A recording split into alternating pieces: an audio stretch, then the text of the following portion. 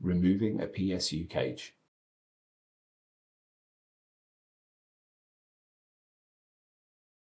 Remove all the nodes from the chassis.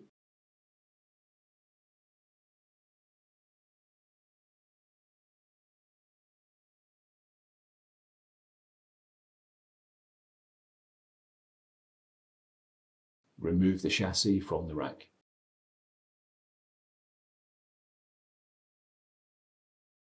Loosen the thumb screw located on the top of the chassis. Hold the vertical partitions between the slots of the PSU cage and then pull the PSU cage out of the chassis.